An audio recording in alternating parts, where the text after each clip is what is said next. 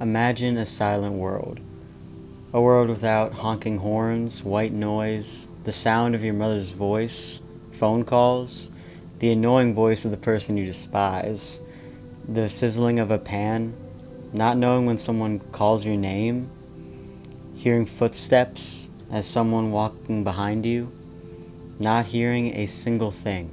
A world of silence, where all there is the voice in your head and your sight. This may seem like a terrifying thought to some of you. God knows it is for me. But this is the reality for 6 million Americans. 6 million Americans are shut out from society simply based on the fact that they walk the world differently than you. Hi, I'm Matthew Firestone, and today I wanted to bring to light the discrimination that no one talks about. A lot of people do not understand what it means to be deaf. I mean, how would you? I've been taking American Sign Language for 4 years now, and while I've learned a lot about the world of deaf culture, I have no idea what it is like to be a deaf American. But in my time learning ASL and deaf culture, I feel like the world is missing out on such a beautiful, diverse, strong community of hardworking people who are ignored, isolated, forgotten when talking about modern-day discrimination. And I feel I would not be doing my part as an ally without teaching you what hearing people can do to support the deaf community. Attempting to understand the rich and beautiful culture. Taking a look back in time, all the way up to current day discrimination against the deaf community. Through understanding what hearing people can do to support the deaf community, and through learning the struggle of being deaf, we can make the world a better place for deaf people. I want to take you guys back in time. Martha's Vineyard. A lot of people know Martha's Vineyard as a good spot to put a beach house.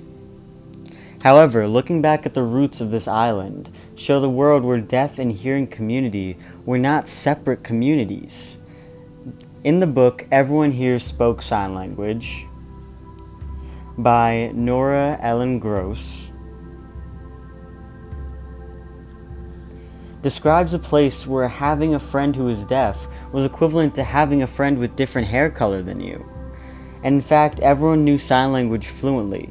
It was even more commonly used as a first language than English. There was no separation or division, just a small island filled with people who did not see deafness as a disability or even different, but just normal.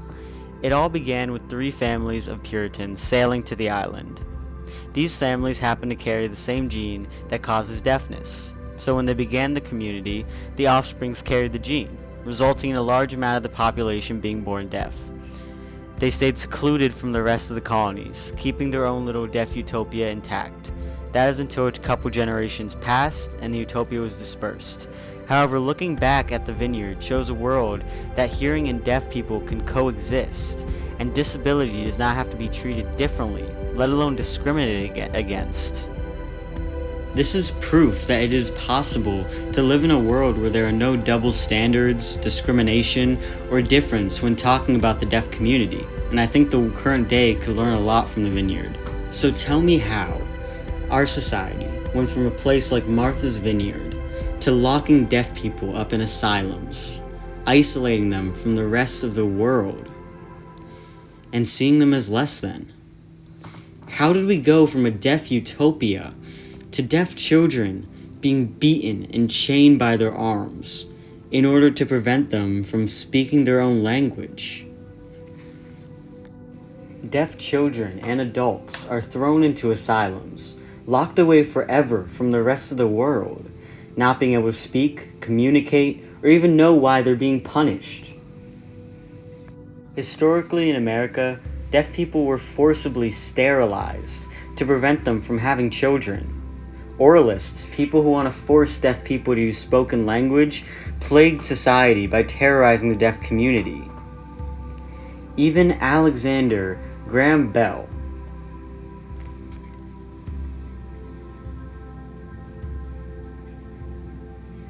who some of you may think of as a good man, was one of the biggest oralists who almost stopped the deaf community from surviving by trying to force deaf people to stop using their own language.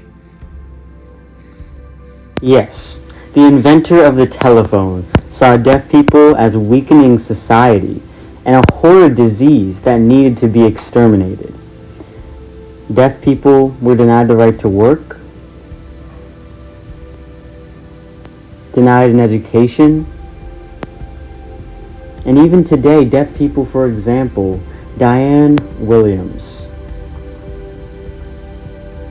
are arrested every day without being read their rights or given an interpreter. Deaf people are even put in prison without being allowed an interpreter or even a pen and paper. Lawyers turn down deaf cases because they don't feel like getting an interpreter. Deaf people are hospitalized with no access to an interpreter either. Imagine being on your deathbed. Doctors are running around you, sticking needles in you, and you have no idea why and no way of communicating with them. Deaf babies are referred to as cursed or broken. Today, deaf boys are 3 times more likely to be sexually assaulted than hearing people. Deaf girls 2 times more likely. Deaf children are 5 times more likely to be abused. Deaf prisoners are 3 times more likely to be abused in prison. 1 in 4 deaf women are victims of domestic violence. 50% of deaf children are sexually abused. And 41% of deaf children are physically abused. It is outrageous that probably none of you knew that. And it is outrageous that if I had never taken sign language or decided to learn about deaf culture and history, I would have never known this. For this TED Talk, I interviewed Vivian Hasbrook, an American Sign Language teacher who spent her whole life immersed in the deaf community. In my interview with her, she told me about the personal discrimination she and the people around her has gone through. She told me about her friend who worked in a hospital as an interpreter, and her friend saw awful discrimination of deaf people. Her friend walked into the deaf patient's room, and to see his hands and legs tied down. He was shaking the gurney, shaking and shaking and shaking in an attempt to communicate, but the doctors would not untie him because they thought the boy was a psych case. The doctors thought this because he was not responding when they would talk to him.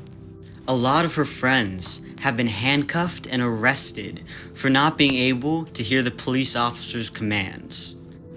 She also told me the story of how her friend, who was deaf, was robbed. The man came up behind him and he had a knife. However, since her friend could not hear the robber asking for his wallet, her friend was stabbed and killed. She also has multiple deaf friends who were in the Twin Towers during 9/11, and due to there being no emergency plan put in place for deaf people, her friends had no idea where they were going or how they were supposed to escape. A form of discrimination she also spoke of is how businesses do not have to have interpreter services put in place. During President Trump's presidency, the White House did not have an interpreter for press conferences, which isolated deaf people from being able to know what was going on in their own country. It is ridiculous that such an impactful community that is so beautiful, its struggle and history are forgotten about.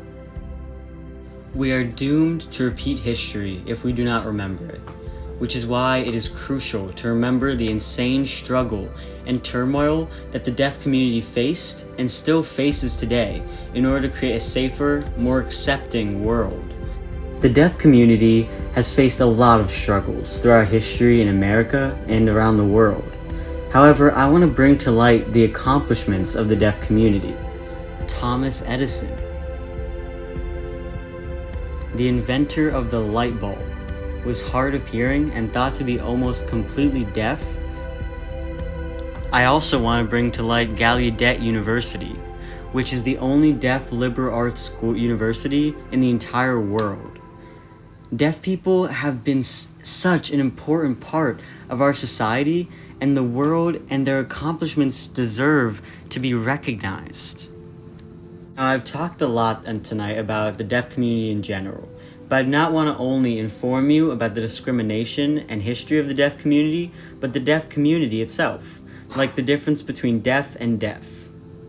The word deaf refers to not being able to hear. However, deaf means deaf proud, being proud and active member of the deaf community. Another word passed around is hard of hearing, which is semi-reduced hearing loss. However, the term hearing impaired is no longer acceptable because it refers to being deaf as an impairment.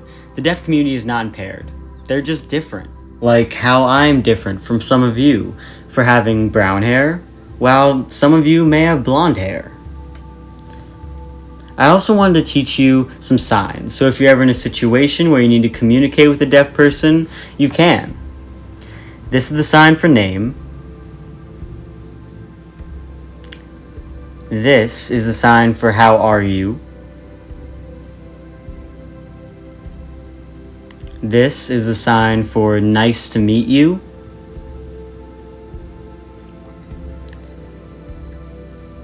This is the sign for yes. This is a sign for no.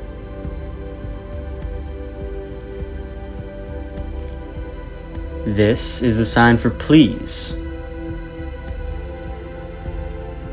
This is the sign for thank you. In my interview with Vivian Hasbrook, she said hearing people can support the deaf community by learning sign language, using technology to interact with deaf people, accepting difference, and learning how to interact with people different than yourself. Besides knowing some basic sign language, I wanted to teach you what hearing people can do to try to communicate with someone who is deaf or hard of hearing in a respectful way. Firstly, not all deaf people like to communicate with hearing people the same. Some wish to speak, some wish to sign, and some wish to write. Just ask the deaf person how they feel like communicating. And do not assume that they can read your lips. Also, don't look down on their English, because most deaf people learn English as a second language. When communicating, firstly, wave your hand in their eyesight, or lightly tap them on the shoulder. If you know this deaf person, however, it would be appropriate to use vibrations, tapping on the table, or stomping your foot, so that they feel the vibrations and know you're trying to signal them. Also using clear facial expressions so that they have a better understanding of what you're trying to say. Thirdly, keep your mouth and eyes visual at all times so they can see. Speak clearly and enunciate so you can differentiate your words. And please do not yell. They will not be able to hear you then, and they still cannot hear you. And lastly, just be patient. Hearing people need to not only understand but recognize the discrimination that the deaf community had to face and still faces on huge scales today. We need to make an effort to understand the unique and beautiful culture that is the deaf community. They go through so much every single day, and it breaks my heart that their struggle is forgotten about. Through understanding what hearing people can do to support the deaf community, and through learning about the struggle of being deaf, we can make the world a better and safer place for deaf people. Thank you for listening.